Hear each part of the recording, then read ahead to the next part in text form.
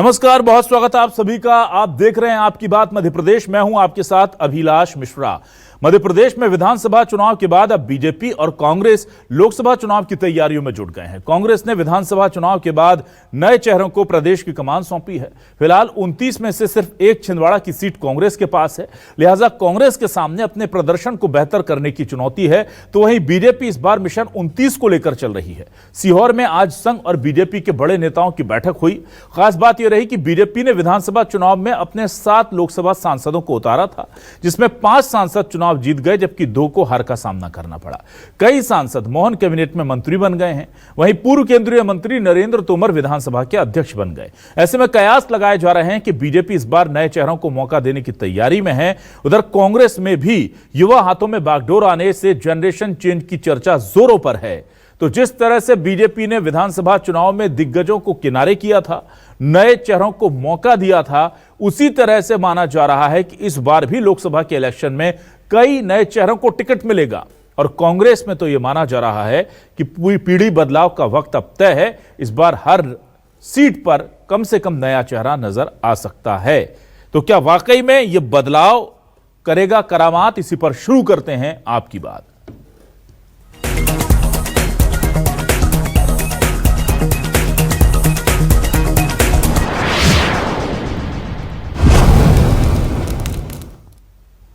लोकसभा चुनाव की तैयारियों को लेकर क्या कहना है बीजेपी और कांग्रेस का, सबसे पहले यह जान लेते हैं। कांग्रेस पार्टी का पहला लक्ष्य यह है कि नए चेहरे आए, साफ चेहरे आए और विनेबिलिटी को देखा जाएगा। जीतने वाला व्यक्ति कौन है, जिताऊ व्यक्ति चाहिए, बिकाऊ व्यक्ति नहीं चाहिए। ये एक लैंडमार्क जो है कांग्रेस पार्टी ने तय किया है। हमारी जो इंडिया गठबंधन की और पार्टियां हैं, जो साथी हैं, उनके साथ में भी कहां कहां पर अलायंस होना है। यूँ तो करीबन 200 से ज़्यादा सीटें ऐसी हैं जहां पर हम अकेले लड़ेंगे, हमारा और बीजेपी का सामने सामने टाकरा होगा।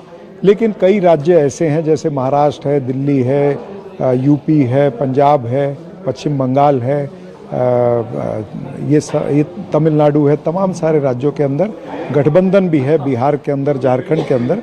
तो गठबंधन के साथियों से तालमेल चल रहा है। मेरे ख्याल से 1 हफ्ते 10 दिन में सारी सीटों पर निर्णय होगा। कि पैसा कौन देगा, एआईसीसी देगी तो विचार करेंगे। तो अभी तो कांग्रेस को प्रत्याशी नहीं मिल रहा है। अभी तो एक और राजनीतिक चाल खेल रहे हैं। जितने बड़े नेता वो नए नवेले जो विधायक बने पहली बार के, उनको लड़ाने का उन्होंने खेल रचना शुरू कर दिया। तो अभी तो कांग्रेस को प्रत्याशी नहीं मिलेंगे। कई शहरों के अंदर, कई लोकसभा क्षेत्रों में नहीं मिलेंगे। अभी अब देखते जाइए क्या जनरेशन गैप और क्या नए चेहरे देंगे। प्रत्याशी मिल जाए बहुत बड़ी बात है। ऐसा नहीं हो कि कई सीट कांग्रेस वॉकओवर दे दे, प्रत्याशी नहीं मिले। कोई ऐसी ऑफिशियल गाइडलाइन नहीं बनी। हमारा तो एक ही पैमाना होता है, जीतने वाला, जनता की सेवा करने वाला, जनता के बीच में लोकप्रिय रहने वाला। ऐसे दावेदार जो भी होंगे सबको टिकट मिलेगा और ऐसे लोगों को चुनाव लड़ाएगी पार्टी। और ये देखते हैं हमारे आज के सवाल क्या है। सवाल आपको दिखाते हैं और फिर इस डिबेट को आगे बढ़ाते हैं। हमारे सवाल आपके सामने आगे है। 2024 का महासंग्राम, बीजेपी कांग्रेस की नई टीम ने संभाली कमान। विधानसभा के बाद लोकसभा की तैयारी, बीजेपी कांग्रेस की रणनीति दिग्गजों पर पड़ेगी भारी। नए चेहरे फिर से चमकेंगे, पुराने दिग्गजों के थोक में टिकट कटेंगे। एमपी में लोकसभा चुनाव में बड़े झटके लगेंगे। विधायकों की तरह कई मौजूदा सांसद घर बैठेंगे क्योंकि उन्हें टिकट ही नहीं मिलेंगे। यह आशंका जताई जा रही है या यह रणनीति बनाई जा रही है, इस पर बातचीत करेंगे हम अपने खास मेहमानों से। आइए हम अपने खास मेहमानों का रुख करते हैं। एक एक करके आपसे तारुफ करा देता हूं। मेरे साथ कांग्रेस से वरिष्ठ नेता प्रवक्ता शहरयार खान साहब जुड़ गए हैं। शहरयार जी, बहुत स्वागत करता हूं आपका। हमारे साथ गुलरेज शेख साहब जुड़े हुए हैं, जिनका लिंक चला गया है अभी। और मेरे साथ देशदीप सक्सेना जी हैं, वरिष्ठ पत्रकार। बहुत बहुत स्वागत करूंगा देशदीप सक्सेना जी आपका भी। सबसे पहले मैं शहरयार जी के पास आना चाहूंगा। शहरयार जी, देखिए, यह माना जा रहा है कि जिस तरह से कांग्रेस ने एक के बाद एक 2 चुनाव, कहा जाता है कि जीते जिताए चुनाव अपने हाथ से निकल गए, उसके बाद अब मन बना लिया आला कमान ने कि पीढ़ी बदलाव कर दीजिए, चेंज कर दीजिए। बीजेपी ने जो पहले से करना शुरू कर दिया था, कम से कम अब कर दीजिए। क्या हम माने कि लोकसभा चुनाव में बहुत नए चेहरे, बहुत फ्रेश यूथ जो है वो हमें देखने को मिलेगा, उन्हें टिकट मिलेगा और उसकी दम पर नई पीढ़ी कांग्रेस की अब उसे आगे बढ़ाएगी? देखिए अभिलाष जी, प्रकृति का नियम है बदलाव और बदलाव कांग्रेस में देखने को आपको अभी हाल में दिखे। हमारा जो वर्तमान नेतृत्व है वो युवा और जुझारू और जोशीला है, और निश्चित ही अब कार्यकर्ता फिर नई उमंग, नए संचार के साथ लोकसभा के चुनाव की तैयारियों में लग गए हैं। हमारे प्रदेश अध्यक्ष जीतू पटवारी जी, हमारे राहुल गांधी जी की जो 14 तारीख से भारत जोड़ो न्याय यात्रा चालू हो रही है, उसके लिए जो भिंड मुरैना से उनका दौरा था वो चल रहा है और कल तक वो चलेगा।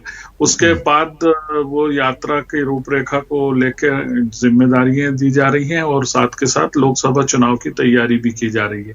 और आप देखेंगे कि हम विधानसभा चुनाव जरूर हारे हैं, लेकिन हौसला नहीं हारे हैं। कांग्रेस पार्टी वो पार्टी है जिसने देश की आजादी की लड़ाई से लेकर देश के निर्माण में ऐसे कई दौर देखे हैं, और इससे ना हम हताश हैं ना परेशान हैं। निश्चित ही फिर नए जोश के साथ मध्य प्रदेश में 29 की 29 लोकसभा की सीटों को जीतने के लिए युवा नेतृत्व के साथ युवाओं को मौका देने का काम पार्टी करने जा रही है। कुलदेव शेख साहब, आपने तो खैर दिखा दिया है विधानसभा चुनाव में कि अब पार्टी किस दिशा में चल पड़ी है। कोई गुरेज नहीं, कितना भी दिग्गज नेता क्यों ना हो, उससे थोड़ा आराम दे दिया जाए और नए ऐसे प्रतिभावान चेहरे जो लगातार पार्टी के लिए समर्पित हैं उन्हें कुछ काम दे दिया जाए। लोकसभा चुनाव में भी ये शगल जारी रहेगा या वापस क्षत्रपों की शरण में लौटेगी बीजेपी, उनके पास आएगी कि ठीक है आप ही किनारे लगा दीजिए? क्योंकि रिपोर्ट कार्ड तो बहुत अच्छा रहा है आपने जो चेंजेस किए उसके। देखिए मेरे भाई, सबसे बड़ा क्षत्रप यदि भाजपा में कोई है तो भारतीय जनता पार्टी का निष्ठावान कार्यकर्ता है, और उससे बड़ा कोई भी नहीं है बीजेपी की दृष्टि में। जहां तक कांग्रेस पार्टी की बात है, जब ये कहते हैं कि मध्य प्रदेश के युवा जो इनके अध्यक्ष हैं जीतू पटवारी, तो जब बार बार इनका हर प्रवक्ता युवा बोलता है तो कहीं ना कहीं वो तंज कसता है मल्लिकार्जुन खड़गे पर, जो इनके राष्ट्रीय अध्यक्ष है। मुझे समझ में नहीं आता कि प्रदेश के यूनिट अपने खुद के राष्ट्रीय अध्यक्ष के ऊपर बार बार तंज कैसे कस सकती है। जहां तक हमारा विषय है, हम पूरी तरह से तैयार है लोकसभा के चुनाव के लिए, और आप मानकर चले और हम इस लक्ष्य को लेकर चल रहे हैं कि 29 आउट ऑफ 29 सीट्स बीजेपी जीत रही है। और कांग्रेस के पास तो बहुत सारी जगह मैं आपको गिना सकता हूं।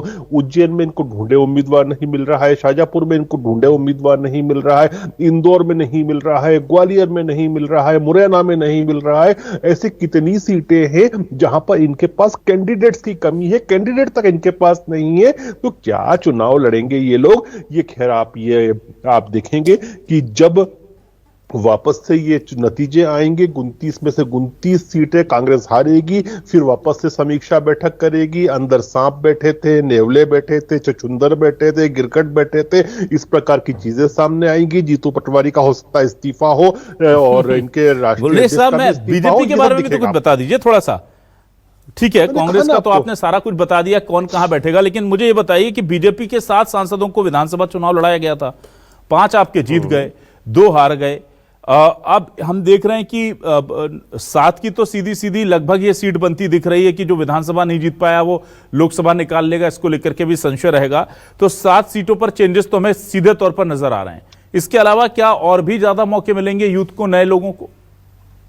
देखिए, ये तो युवा होती पार्टी है, हर दिन युवा होती रहती है, तो इस चीज की अपेक्षा कर सकते हैं? सीधा साधा फॉर्मूला लगा लीजिए कि सबसे पहले तो जो जनता की आवाज होगी, जो सर्वे में सामने आएगा, वो व्यक्ति रहेगा कैंडिडेट, और संगठन से पूछा जाएगा। यही 2 चीजें होती हैं। ठीक है, मैं देशदीप सक्सेना जी के पास आता हूं। देशदीप सक्सेना जी, देखिए यहां पर ये हुआ है कि बीजेपी ने जो परिवर्तन किया, माना जा रहा था परिवर्तन होगा, लेकिन जिस तरह से, जिस वेग से, जिस वेलोसिटी के साथ किया, इतनी तेजी से सारे कुछ बदल दिए। फिर नई सरकार आई तो उसमें चेहरा बदल दिया, मंत्रिमंडल में चेहरे बदल दिए। ये परिवर्तन की लहर लोकसभा में भी इसी हद तक जारी रहेगी या और बड़ी सुनामी के तौर पर दिखेगी, या आपको लगता है नहीं लोकसभा में जाकर, क्योंकि सब कुछ मोदी के ऊपर आराम से डिपेंड हो जा सकता है, इसलिए हो सकता है कि पुराने जो दिग्गज हैं उन्हें यहां पर कहते हैं ना कि एडजस्ट कर दिया जाए कि ठीक है अब मोदी जी के सहारे आप तो जीती जाएंगे, आपको टिकट दे देते हैं, ताकि अनुभव भी जो है वो नाराज ना हो पार्टी से? नहीं, ऐसा मुझे लगता है कि नहीं है। बीजेपी में आज जो स्थिति है केंद्रीय नेतृत्व की, तो वहाँ नाराजगी वगैरह कुछ चलती नहीं है। हमने देख लिया विधानसभा के चुनाव में भी, ये देख लिया कि कहीं कोई नाराजगी नहीं लगती। कि किसी को भी आप मंत्री बना सकते हैं, किसी को मुख्यमंत्री बना सकते हैं। और जो सरप्राइजिंग फैक्टर रहता है, जिस तरीके से विधानसभा के चुनाव में टिकट्स हुए, उसके बाद जो कैबिनेट बनी, सीएम से लेके जो कैबिनेट बनी, तो बीजेपी सरप्राइज देने में माहिर है। और सरप्राइज वो ऐसा सरप्राइज नहीं होता है कि कुछ हवाई बातें हों, वो बहुत उसके पीछे एक ग्राउंड वर्क रहता है। आज भी देखिए सीहोर में एक बड़ी बैठक थी बीजेपी की, भारतीय जनता पार्टी की, जिसमें बीजेपी के तमाम दिग्गज नेता, उसके मंत्री, मुख्यमंत्री और आरएसएस के लोग थे। और ये बैठक केवल लोकसभा के ही लिए उनका मंथन चल रहा है। तो जो आने वाला चुनाव है लोकसभा का, उसमें भी विनेबिलिटी ही एक बहुत बड़ा फैक्टर होने वाला है कि जो भी कैंडिडेट हो वो जीत सके। जैसे अभी देखिए मुरैना में एक नरेंद्र सिंह तोमर जी थे, तो वहाँ एक बड़ा वैक्यूम क्रिएट हुआ है। मुरैना का उनको कैंडिडेट चाहिए है। ऐसे जहाँ जहाँ भी इन्होंने कैंडिडेट्स वहाँ के लेके आए थे, जैसे प्रहलाद पटेल जी की जगह खाली है, तो काफ़ी सारी वैकेंसीज हैं, लेकिन बीजेपी यही कोशिश कर रही है कि वहाँ एक ऐसे कैंडिडेट को लेके आया जाए जिसमें सबसे पहला बड़ा फैक्टर हो विनेबिलिटी, वो जीते।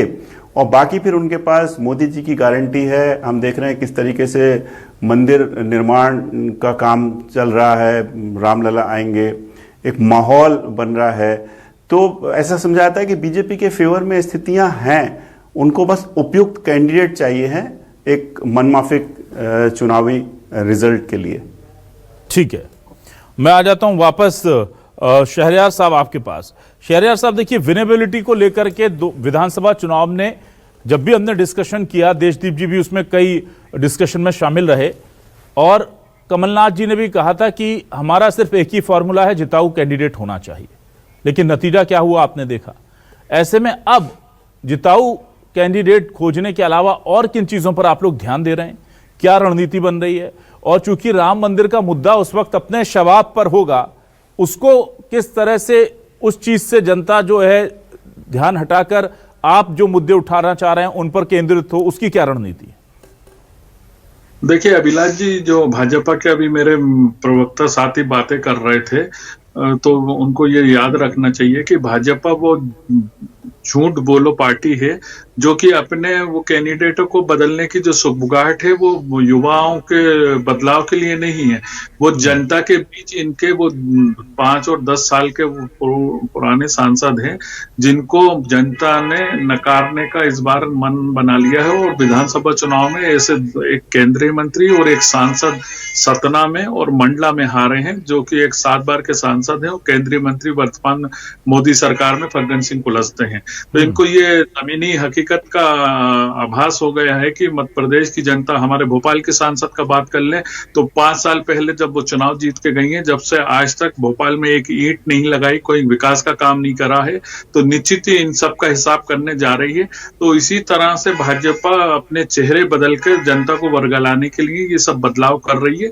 विकास से जुड़ा इसमें कोई मुद्दा नहीं है।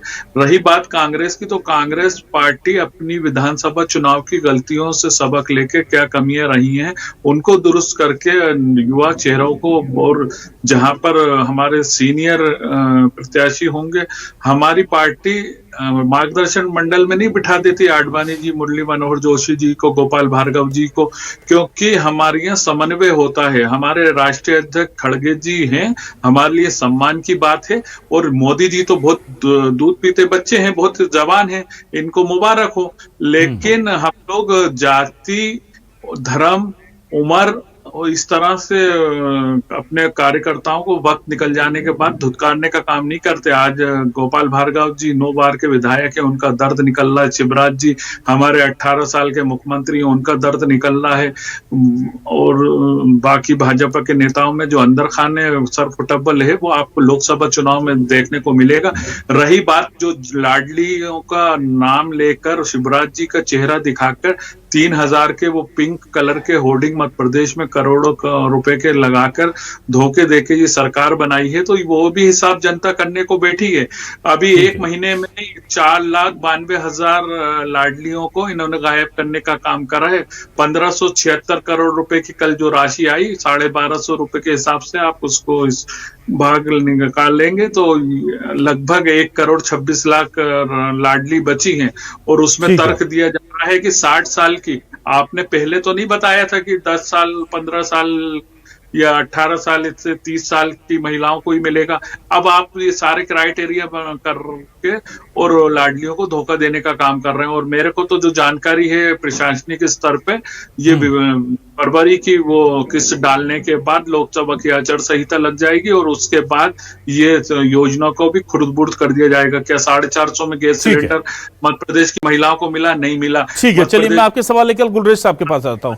गुलरेज जी देखिए, एक तो ये कहा जा रहा है कि लाडली बहना को लेकर के बहुत कुछ जो है वो गफलत की स्थिति है। दूसरा, सिलेंडर के कीमतों को लेकर जो कहा गया था 450 में मिलेगा, उसको लेकर के भी बड़े गंभीर आरोप लग रहे हैं। अब क्योंकि लोकसभा की तैयारी अगर होगी तो विधानसभा के चुनावी वादे कितने पूरे हो रहे हैं उस पर तो सवाल उठेंगे।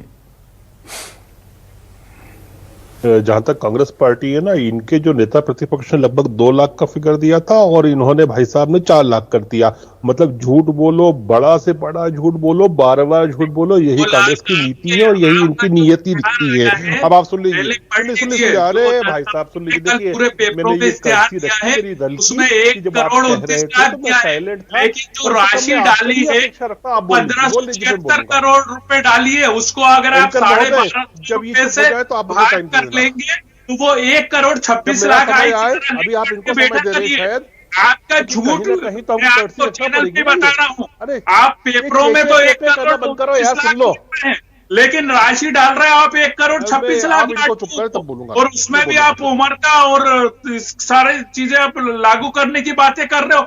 आपका यही चरित्र है जो भाजपा झूठ बोलो पार्टी है, धोखा दो पार्टी है, जुमलेबाज पार्टी है। अरे झूठ तो आप बोल रहे हो, आपके नेता प्रतिपक्ष 2 लाख बोलते हैं, आप टीवी पर आके 4 लाख बोलते हो। मुझे एक बात पे तो आ जाओ, आप अपने खुद के राष्ट्रीय अध्यक्ष का उपहास उड़ाते हो। जब आप जीतू पटवारी को बार बार युवा बोलते हो तो उनका आईना दिखाते हो कि तुम्हारी उम्र क्या है, कैसी बात कर रहे हो। और थोड़ा सा तहजीब सीखो। अरे खान साहब थोड़ा तहजीब सीखो, भोपाली हो तो बहुत तहजीब होता है। ठीक है, भोपाल के हो, ठीक है, एक मिनट, एक व्यक्ति शहरयार साहब गुलरेज जी को बात करने दीजिए। ठीक है शहरयार साहब, गुलरेज जी जवाब दे रहे हैं। शहरयार साहब ठीक है, गुलरेज जी जवाब दीजिए अपना प्लीज। बीच पे भाई साहब, बीच पे 2 ही प्रकार के लोग बोलते हैं, या तो वो गायब हो गई। सुन लो यार, ठीक है, ठीक शहरयार जी एक बार उनको जवाब देने दीजिए, वो क्या जवाब दे रहे हैं आपके आरोपों पर। देखिए 2 तरह के लोग होते हैं केवल इस दुनिया में जो बीच पे इंटरप्ट करते हैं। एक तो गवार जाहिल होते हैं और दूसरे बदतमीज होते हैं। कांग्रेस से पूछिए कि उनके प्रवक्ता किस श्रेणी में आते हैं। अब अभी इन्होंने साफ सफाक झूठ बोला है, इन्होंने सफाक झूठ बोला है। अभी इन्होंने सफाक झूठ बोला। इनके जो बड़े नेता है, नेता प्रतिपक्ष ने 2 लाख बोला था, इन्होंने 4 लाख बोला। 2 लाख कैसे हुआ? सुनो तो ये बोलने नहीं देते हैं, कांग्रेसी चिल्लाते हैं। मुफ्त शहरयार साहब, गुलरेज साहब, चलिए ठीक है, मैं एक बार जल्दी से देशदीप जी के पास आ जाता हूँ। ठीक है, एक मिनट, मामला गर्म हो गया, मैं देशदीप जी के पास आ रहा हूँ। ठीक है, सक्सेना जी के पास चलते हैं। एक मिनट गुलरेज साहब, आपके पास दोबारा आ रहा हूँ, मैं लौट रहा हूँ। आप बतौर एंकर रोक क्यों नहीं पा रहे इनको? ना मैं रोक रहा हूँ, रुक रहे वो, मैं दोनों को रोक रहा हूँ। सर एक मिनट रुक जाइए, आप लोग बोल रहे हैं, मेरी पारी थी ना बोलने की, पारी मेरी थी, इन्होंने बोलने नहीं दिया ना। मेरे शहरयार जी समझिए, मेरे उसूल है मैं किसी की ऑडियो डाउन नहीं करता हूं अपने डिबेट में। शहरयार जी का ऑडियो दीजिए प्लीज, मुझे ऑडियो नहीं आ रहा। शहरयार जी होते हैं या गवार होते हैं वो ना शहरयार जी एक मिनट, शहरयार जी प्लीज आप समझिए ना, आप अपनी बात कह चुके हैं, अब डिबेट है ना सर। शहरयार जी डिबेट ऐसे थोड़ी हो पाएगा। शहरयार जी एक मिनट, आप ही के सवाल का जवाब ले रहा हूं। शहरयार जी जो आपत्ति आप दर्ज करा रहे हैं, आप ही के सवाल ले रहा हूं, एक बार सुन तो ले वो क्या कह रहे हैं। आप अगले राउंड में आपके पास आता हूं। हाँ गुलरेज साहब जल्दी से आप अपनी बात पूरी कीजिए, बड़े गंभीर आरोप लगा रही है कांग्रेस आपके। अरे इनका काम ही आरोप लगाना, इसके लिए पैदा हुए हैं। छोड़िए इनकी बात। इनके नेता प्रतिपक्ष ने 2 लाख का फिगर दिया था। अभी इनके प्रवक्ता पार्टी का मुंह होता है, जब मीडिया पे बैठता है इन्होंने 4 कर दिया। झूठ बोलते हैं ये लोग। लेकिन आप ये देखिए कि 1 लाख, अरे सुन लो यार, एक मिनट शहरयार साहब आपके पास आऊंगा मैं। शहरयार साहब आप उनकी बात का जवाब दे दीजिएगा प्लीज, दोनों एक साथ बोलेंगे तो कुछ नहीं हो पाएगा। बोलिए गुलरेज साहब। 1,29,26,835 बहन बेटियों को कल की तारीख में हमने जो अमाउंट डाला है 1,250 रुपए के हिसाब से लाडली बहना योजना में डाला है। अब जो बहनें 1,75,347 ये इनको नहीं, ये उसमें से आउट हुई हैं। आउट क्यों हुई है? 154 की मृत्यु हुई है। सुन लीजिए आप, 154 की मृत्यु हुई है। स्वेच्छा से जिन्होंने लाभ का परित्याग किया है उसमें 18,136 महिलाएं हैं। समग्र जो आईडी है वो जिनको सबमिट नहीं हुआ उनका संख्या है 804, और जो 1 जनवरी 2024 को 60 वर्ष या उससे ऊपर की आयु पे पहुंची है वो है 1,56,000। और ये वेबसाइट पे शुरू दिन से लिखा हुआ है। इनके जैसे जाहिल लोग नहीं पढ़ते हैं तो क्या हुआ, हम तो पढ़ने वाले लोग हैं ना, उसमें तो शुरू से लिखा हुआ, आप खोल के देख लीजिए, उसमें चेंज ही नहीं हुआ। छलिया हो, छलिया छल करने वाले हो। जब चुनाव में वोट लेना था तो लाडलियों को कोई काला पीला नीला बोल सकता हूं मैं। ठीक है शहरयार जी, आपके पास आऊंगा। गुल्ले साहब ठीक है, आपने जवाब दिया। एक बार मुझे जरा सक्सेना जी के पास जाने दीजिए, फिर आ रहा हूं। दूसरे राउंड में आपके पास आ रहा हूं। शहरयार साहब आ रहा हूं। आप जवाब आप सोच के रखिए, क्या आपको बोलना है आप बोलिएगा। मैं एक बार देशदीप सक्सेना जी के पास चल रहा हूं। सक्सेना जी, क्या यह बात सही है कि विधानसभा चुनाव में किए गए वादे, खासतौर से लाडली लक्ष्मी योजना जो कि फ्लैगशिप योजना है, इसको लेकर के, लाडली बहना योजना माफ कीजिएगा, इसको लेकर के बहुत हद तक दारोमदार रहेगा लोकसभा में बीजेपी के प्रति माहौल बनने का, बिगड़ने का? देखिए, सबकी निगाह इस पे है, खासतौर से कांग्रेस की निगाह इस पे ज्यादा है। और हमने देखा कि किस तरीके से जब संख्याएं कम हुई 10 तारीख को जो पैसा ट्रांसफर हुआ, तो कांग्रेस ने मुद्दा तुरंत उठाया। तो सभी लोग, पत्रकार, कांग्रेस, खुद बीजेपी के लोग या खुद बीजेपी के नेता जिनको चुनाव लड़ना है, उन सब की निगाह इस पे है। क्योंकि ऐसा माना जाता है कि इस योजना का एक बहुत बड़ा लाभ भारतीय जनता पार्टी को पिछले विधानसभा चुनाव में मिला था, जिससे उसकी नंबर ऑफ सीट्स बढ़ी थी। हालांकि बीजेपी ने कभी इस बात का क्रेडिट शिवराज जी को या इस योजना को नहीं दिया, और कहा गया कि एक योजना से चुनाव नहीं जीता जाता। लेकिन फैक्ट ये कि इस योजना ने बहुत बीजेपी के लिए बहुत बेनिफिट दिया था। इसीलिए सब लोग इस योजना को बड़े ध्यान से देख रहे हैं। जैसे मैंने कहा कि न केवल कांग्रेस बल्कि बीजेपी के वो नेता भी जो चुनाव जिनको लड़ना है वो भी इस बात को ध्यान से देख रहे हैं कि कहीं ऐसा ना हो कि अगर कुछ संख्या कम हो, जैसे अभी संख्या कम हुई, और बीजेपी ने एक्सप्लेन किया कि वो क्यों कम हुई ये संख्या, कि 60 साल के लोगों को पहले ही बता दिया गया था कि जैसे वो उनकी उम्र ज़्यादा होगी तो नहीं दिया जाएगा पैसा।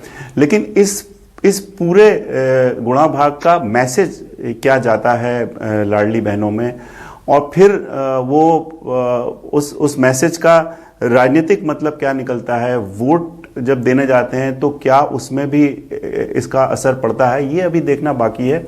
लेकिन इसमें कोई शक नहीं कि सबका ध्यान इस तरफ है कि क्या आने वाले समय में ये योजना जारी रहेगी, कितने दिन योजना जारी रहेगी मध्य प्रदेश में, क्या ये योजना अगर जारी रहेगी तो सिर्फ लोकसभा चुनाव तक जारी रहेगी। क्योंकि अभिलाष जी देखिए, मध्य प्रदेश की जो माली हालत है, हमने आपके प्रोग्राम में ही बहुत बार डिस्कस किया है कि मध्य प्रदेश की माली हालत बहुत खराब है। 3,14,000 करोड़ रुपए का मध्य प्रदेश का बजट है, करीब 3,14,000 करोड़ का, और 3,60,000 करोड़ का उस पर कर्जा है। यानी जो बजट साइज है उससे बहुत अधिक कर्जा है। तो अगर खुद शिवराज सिंह जी भी अगर मुख्यमंत्री बन जाते तो वो भी चाहते वो इस योजना को बहुत समय तक जारी नहीं रख सकते थे। तो लेकिन ये देखना होगा कि योजना कितने दिन तक जारी रह पाती है, और खासतौर से लोकसभा में इसका मतलब बीजेपी इसको किस तरीके से, जैसे अभी कुछ कम हुए, क्या थोड़े और आगे चल के कम होंगे या फिर कुछ बंद कर देगी, ये देखना बड़ा इंटरेस्टिंग होगा। ठीक है, वापस आता हूं मैं। शहरयार साहब, देखिए ये कहा जा रहा है कि नए लोगों को मौका मिलेगा, लेकिन जो कहा जाता है कि भाई भतीजावाद है या जो गुटिया राजनीति है कांग्रेस की, क्या अब हम माने कि जब इतने बड़े परिवर्तन कर दिए गए हैं तो लगभग इससे अब मुक्ति मिल गई है कांग्रेस को, या फिर से आरोप लगेंगे कि देखिए फलाने दिग्विजय साहब के आदमी को ज्यादा टिकट मिल गए, कमलनाथ जी का गुट जो है वो ज्यादा हावी हो गया, या फिर इस बार लगता है कि जो नाराजगी है, चाहे वो जीतू पटवारी हो, अरुण यादव हो, अजय सिंह राहुल हो, ये तमाम लोग हैं, सभी लोग सेटिस्फाई रह पाएंगे? देखिए, कांग्रेस के शीर्ष नेतृत्व ने यह तय करा है कि मध्य प्रदेश में आगामी लोकसभा चुनाव में उन प्रत्याशियों को उतारा जाएगा जिनको क्षेत्रीय जनता की डिमांड होगी और वो हमारे चुनाव को जीत के देने की स्थिति में होंगे। निश्चित ही वो किसी के भाई हों, किसी के रिश्तेदार हों, इससे कोई मतलब नहीं होगा, लेकिन जिताऊ कैंडिडेट और कार्यकर्ताओं की मांग को ध्यान में रखा जाएगा। हमारे यहाँ अपने सीनियर लीडर्स का इस तरह से अनादर नहीं होता कि जिन्होंने राम मंदिर का मामला उठाया और पूरी लड़ाई लड़ी, आज उनको मार्गदर्शन मंडल में ये कह के इनविटेशन भेजा कि आपको ये इनविटेशन है लेकिन आना नहीं है क्योंकि आपकी उम्र ज्यादा है। ये उन दिलों पे पूछिए, ये भाजपा ही ऐसा कुठाराघात करती है। और ऐसा ही अब ये लाडलियों के साथ जो कर रहे हैं, ये हमें भी खबर है और प्रशासनिक स्तर पे जो भाजपा ने झूठे वादे करे हैं, फरवरी की किस्त देके ये चुनाव लोकसभा में फायदा उठाने की इनकी नीति है और उसके बाद इस योजना को टोटल बंद कर देने की बात है। अब जो ये उम्र का क्राइटेरिया है, इन्होंने ये वो पिंक कलर के जो बड़े बड़े होर्डिंग हजारों करोड़ के लगाए थे, उसमें कहीं ये नहीं लिखा था कि 60 साल के हो जाने पे आपको ये नहीं दिया जाएगा। इन्होंने तो बात करी थी 75 साल तक के देने की। ये लोग झूठ बोलते, बार बार बोलते, चुनाव में तात्कालिक फायदा उठाकर ये आगे बढ़ जाते हैं। अमित शाह जी ने भी सारे बातों को जुमले बोले थे, चुनावी जुमले। 15 लाख की मोदी जी ने बात करी थी, हमने नहीं करी थी। काला धन 100 दिन में लाने की बात मोदी जी ने करी थी। 2 करोड़ रोजगार कर रहा था, आज कहां है 20 करोड़ रोजगार, जबकि देश 45 साल के सबसे कांग्रेस के पास बहुत मौका रहेगा। विधानसभा में भी आपके पास मौका था, लोकसभा में भी वादों पर बात करने के लिए। आज हम कैंडिडेट्स के सिलेक्शन पर बात कर रहे हैं। मैं आ जाता हूं गुलरेज शेख साहब। कैंडिडेट्स इस बार महिलाओं को लेकर के बड़ा सवाल है। देखिए, महिलाओं ने बीजेपी की सरकार बना दी, जबरदस्त तरीके से बना दी। कांग्रेस कह रही है आप उनके साथ धोखा कर रहे हैं। आप कहते हैं कि हम उनको 50% आरक्षण देते हैं, लेकिन जब टिकट बांटते हैं तो ऐसा लगता है कि आप पक्षपात कर रहे हैं महिलाओं के साथ। जब मंत्री पद देते हैं तो लगता है कि पक्षपात आप कर रहे हैं। और आप कांग्रेस से कंपेयर तो करिएगा मत, क्योंकि आप कहते हैं कि हम कांग्रेस से कहीं ज्यादा सोचते हैं महिलाओं के बारे में। हम तो वो कह रहे हैं जो आप सदन के अंदर कहते हैं और टिकट वितरण में नहीं करते हैं, जो आप मंच पर कहते हैं लेकिन जब टिकट वितरण हो रहा होता है पार्टी कार्यालय के अंदर बैठकर, तब वो नहीं करते हैं। क्या इस बार लोकसभा में महिलाओं को उनके हक के मुताबिक वाजिब तौर पर लोकसभा की टिकट मिलेगी, नुमाइंदगी मिलेगी? देखिए, सबसे पहली बात तो मैं लाडली बहना के विषय में क्लियर करना चाहता हूं। ये योजना है, ये योजना थी, ये योजना रहेगी। कांग्रेस चाहे कितना भी भ्रम फैलाने का प्रयास करे, इनके हमेशा भ्रम जो है वो साबित हो जाते हैं कि झूठ होते हैं। लेकिन ये बोल इस बदतमीज इंसान को चुप करो यार। ना प्लीज प्लीज प्लीज। चौहान नहीं लाडलियों का भरोसा ना शहरयार जी आप उनको, वो आपके वक्त में चुप रहते हैं, प्लीज उनको आप बोलने दीजिए। बोलिए गुलरेज साहब। और ये बात माननीय मोहन यादव जी ने तो विधानसभा के पटल पर कहा है, जो कि दर्ज हुआ है विधानसभा के बुक्स में। तो ये तो एक बात जो है, ये वादा है और विधानसभा के पटल पर भी है और सड़क पर भी है, तो उसमें कोई दो राय बचती ही नहीं है, कहीं भी नहीं बचती। जहां तक बात है महिलाओं की, डेफिनेटली हम हमेशा चाहते हैं कि अधिक से अधिक प्रतिनिधित्व दे। और ये आपको कई बार नजर भी आता है कि महिलाओं को बहुत ज्यादा प्रतिनिधित्व मिलता है। जैसे आप केंद्रीय कैबिनेट उठाकर देख ले, उसमें आप देखिए कि आज तक किसी भी सरकार ने भारत की इतना प्रतिनिधित्व बतौर मिनिस्टर नहीं दिया है महिलाओं को, जितना मोदी जी की सरकार ने दिया है। अब जहां टिकट की बात आती है, टिकट में हम हमेशा कोशिश करते हैं महिलाओं को प्रतिनिधित्व दे, लेकिन जब सर्वे आता है तो जिसका नाम सर्वे में आता है, चाहे वो युवा हो, चाहे नया उम्मीदवार हो, चाहे पुराना हो, चाहे सीनियरिटी उसकी ज्यादा हो, उसी को चयन करना पड़ता है, क्योंकि विनेबिलिटी का फैक्टर बहुत इंपॉर्टेंट होता है चुनाव में। ना बीजेपी जैसी पार्टी अगर सिर्फ जीत पर आधार पर बात करेगी तो आप मतलब ये कहना चाहते हैं कि महिलाओं में जीतने की उतनी क्षमता नहीं, इसलिए हम टिकट नहीं दे रहे हैं? बिल्कुल गलत बात है। जिसका नाम सर्वे में आएगा, जनता तो जिसका नाम आपके सर्वे में महिलाओं के नाम नहीं आ रहे, मतलब जीत के आधार ही है, तो फिर आपकी समाज सेवा कहां चली गई? ये तो कॉर्पोरेट स्टाइल हो गई कि टारगेट पूरा करना है बाय हुक एंड क्रूक। नहीं, बिल्कुल। देखिए, सर्वे में नाम हमारे नहीं आ रहे, मतलब ये थोड़ा ना कि सर्वे कांग्रेस की तरह फौज सर्वे होता है कि इसको दिलवाना है तो हो जाए। सक्सेना जी के पास सर्वे मतलब एजेंसियां करती हैं। सक्सेना जी, लोकसभा में दिग्गजों के टिकट कटने तय हैं, लेकिन क्या सिर्फ विनेबिलिटी ही फैक्टर रहेगी? क्योंकि कांग्रेस ने पिछली दफे विनेबिलिटी को फैक्टर रखा था, लेकिन बीजेपी को हमने देखा कि बीजेपी ने उसे दूसरी तरह से लागू किया। वो ये उन्होंने कैलकुलेट किया कि किसी दिग्गज का टिकट काटने पर कितना नुकसान हो सकता है नए चेहरे को, तो वो उसको पॉजिटिवली यूज करके वो आगे बढ़ गए। क्या कांग्रेस इस बार वो फॉर्मूला अपना पाएगी? क्योंकि पिछली दफा उन्होंने विनेबिलिटी को आधार माना, लेकिन उसके बाद भी नुकसान अपनों ने ही ज्यादा किया। देखिए, बड़ा चैलेंजिंग है निश्चित रूप से कांग्रेस के लिए लोकसभा के कैंडिडेट्स का डिसाइड करना, और ये पूरा लोकसभा का चुनाव जिस तरीके से अभी माहौल मध्य प्रदेश में था, ऐसा समझा जाता है कि कांग्रेस की स्थिति बहुत अच्छी है, लेकिन जो रिजल्ट्स आए वो एकदम उलट रिजल्ट आए। और हमने देखा कि किस तरीके से बहुत बड़े मार्जिन से भारतीय जनता पार्टी की सरकार बनी।